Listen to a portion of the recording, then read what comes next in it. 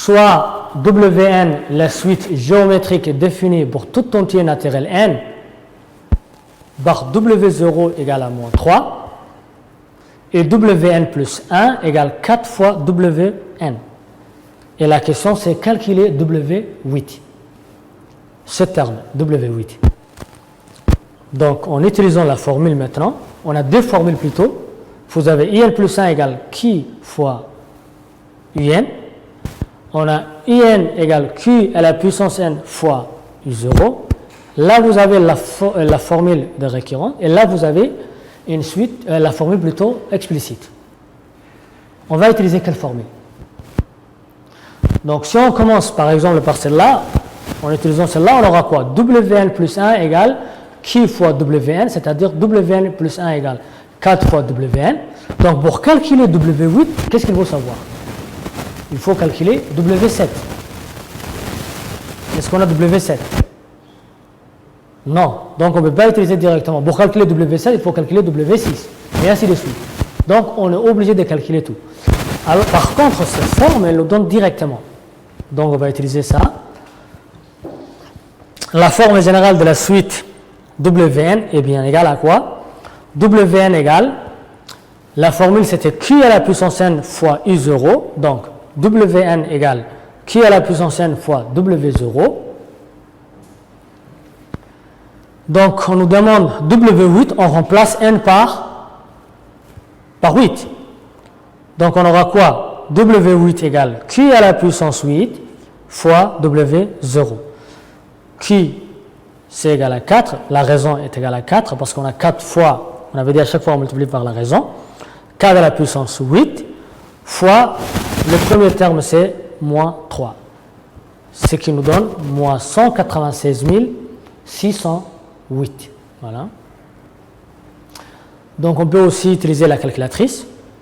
Donc vous avez déjà fait sur le chapitre suite, la première partie suite numérique, sur le chapitre 7 de votre programme.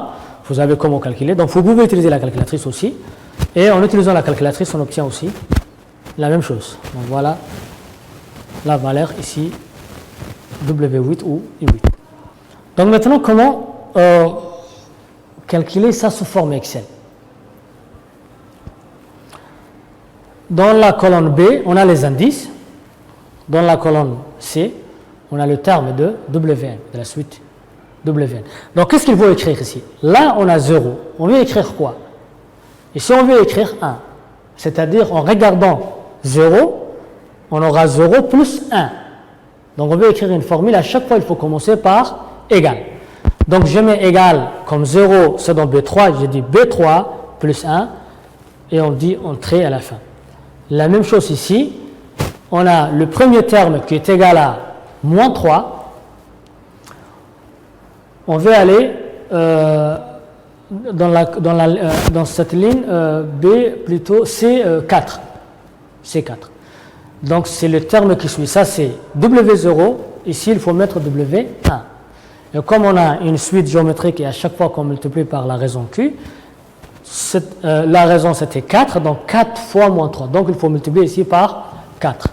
Donc, on aura ici égal, il ne faut pas oublier égal, c'est très important, il faut commencer toujours par égal. B3, c'est-à-dire 0 plus 1, on dit entrée. La même chose ici, et à la fin, on obtient ça. Donc, 0 plus 1, c'est 1, 1 plus 1, c'est 2, ainsi de suite. Et là, moins 3 fois 4, c'est moins 12.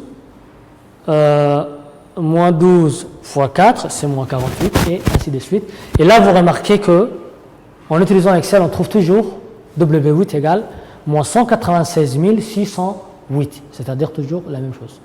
On peut calculer à la main directement, on peut utiliser la calculatrice et on peut aussi utiliser Excel. On fait un petit exercice ensemble. Donc, soit Vn, la suite géométrique définie pour tout entier naturel n, sachant que V1 égale à 4, Vn plus 1 égale 1,5 fois Vn. Donc là, qu'est-ce que vous remarquez? Mais la suite, elle ne commence pas par, déjà, V0. Elle commence par V1. Donc, calculez V5.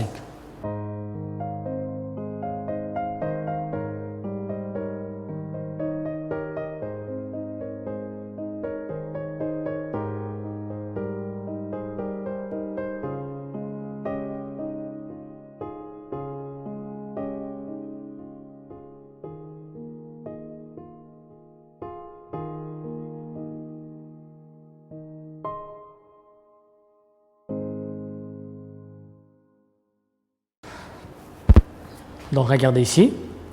Donc la forme générale de la suite Vn, on sait que Vn est égal à Q à la puissance n fois V0. Vn égale Q à la puissance n fois V0. Qn, on décompose. Donc Qn c'est quoi? C'est Q fois Q à la puissance n-1.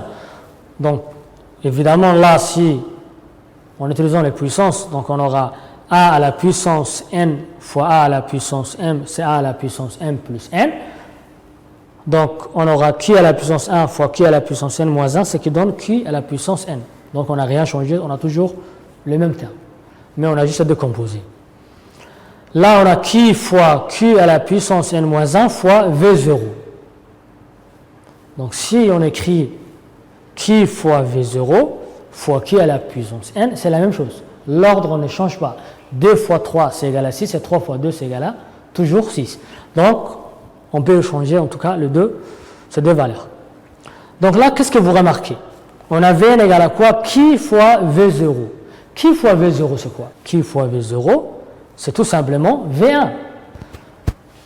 On sait que V1 c'était Q fois V0, V2 Q fois V1 et ainsi de suite. Donc Q fois V0 on remplace par V1. Et là on obtient Vn égale V1 fois Q à la puissance n-1. Donc en remplaçant maintenant n par 5, on obtient quoi? V5, donc là on avait plutôt Vn égale V1 fois Q à la puissance n-1. Donc V5 égale à quoi? Donc c'est V1 fois Q à la puissance, au lieu de n on met 5, donc 5 moins 1, ce qui nous donne V1 c'est 4, fois Q c'est 1,5, à la puissance 5 moins 1 c'est 4. Donc ce qui nous donne à la fin 20,25. Donc V5 est égal à 20,25. La question c'était calculer V5, donc V5 égale 20,25. Un deuxième exercice. Soit Vn la suite géométrique définie pour tout entier naturel n, sachant que V13 égale 24, Vn plus 1 égale 2,5 fois Vn,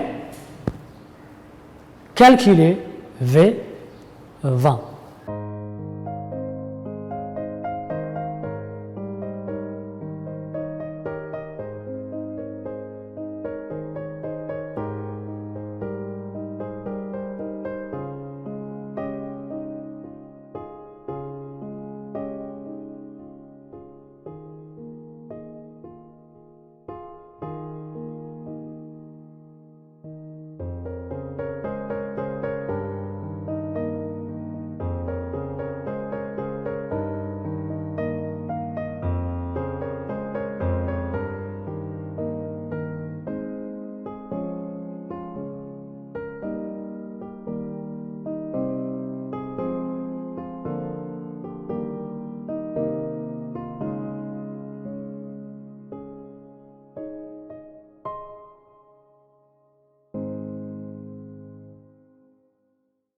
Donc, en utilisant la même chose, on a toujours Vn égale Q à la puissance n fois V0. Donc, Vn égale Q à la puissance n fois V0, ce qui donne Qp fois Q à la puissance n moins P. Donc, bien évidemment, si on multiplie ces deux-là, on aura toujours Qn. Donc, on a juste à décomposer. Et là, on obtient Qp V0 fois Q à la puissance n moins P. Donc ça c'est quoi? Tout simplement Vp, c'est-à-dire n'importe quelle valeur.